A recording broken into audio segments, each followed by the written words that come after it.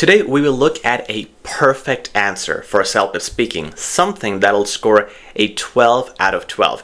This is the question we're going to be looking at, and the sample answer will blow you away, but also it will be easy. You will look at it and you will say, I can easily do this. And the truth is, you can. The structure, the flow, the marks that I'm going to show you that this answer builds, these are things you can achieve easily. So without further ado, let's get into it. This is question number 1, the suggestion question. Your friend is trying to focus on his studies, but he keeps failing his exams. Offer him some suggestions on how to do better. So that's the question. It's informal. Prep time is 30 seconds. Speaking time is 90 seconds. Let's get into the answer. We're going to see it one by one, piece by piece, and I'm going to break it down step by step. Starting right now with the intro. Remember, this was an informal question, and the tone has to be appropriate. Hey, John. Informal. Now, if you know this is informal, it's clear, you use hey. If it is formal, you can say hi or hello. And if you are in doubt, just say hello because it's more neutral. But here, hey is tone appropriate, it's informal. I hope things are swell. Look at that greeting. It's unique, it's advanced, and it is informal. One major mistake that most of you do when you try to make things advanced in informal speaking is you make it formal. So you might try to say, I hope you are in good spirits. And that's wrong. We don't talk to friends like that. That is too formal. So we need a combination of being advanced and unique, but also not being too day-to-day. A start like this would be perfect. I hope things are swell.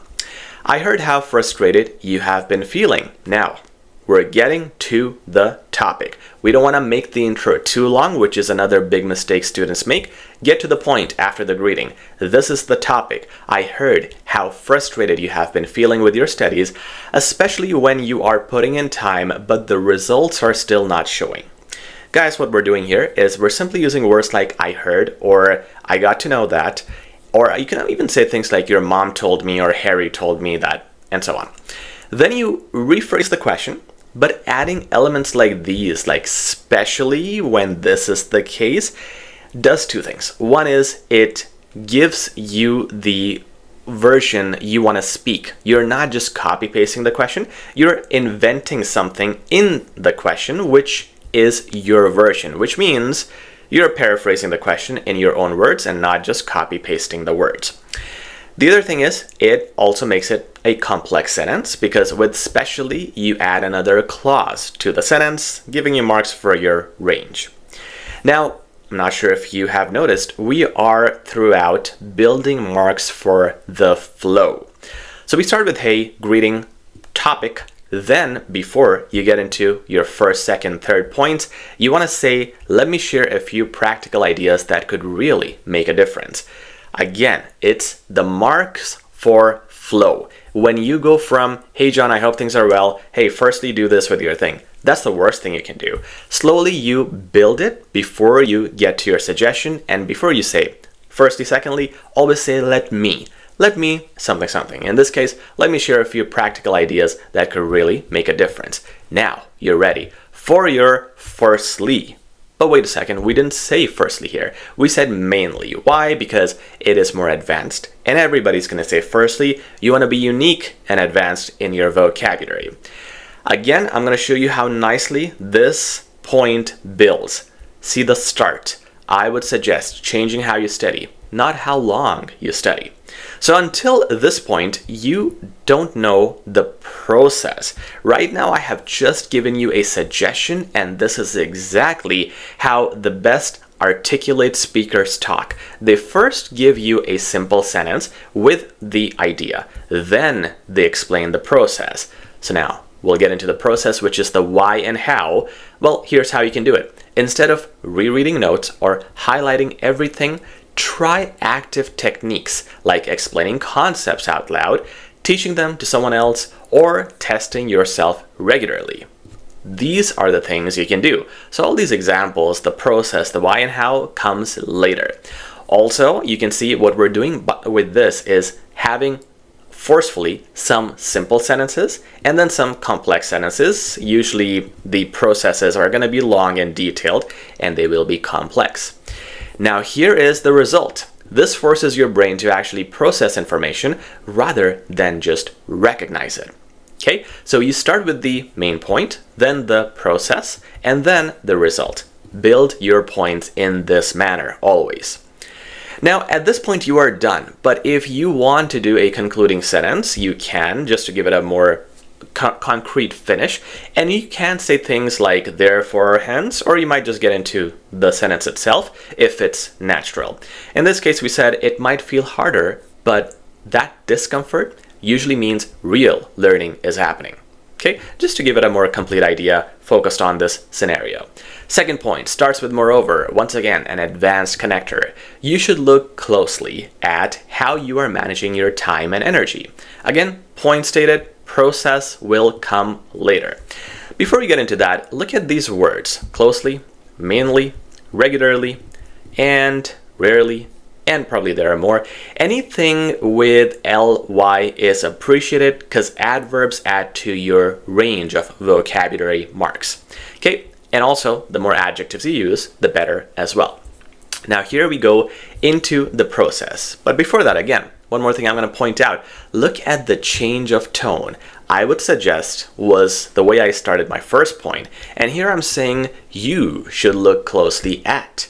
Changing the structure always is important so you can get the marks for the range of structures.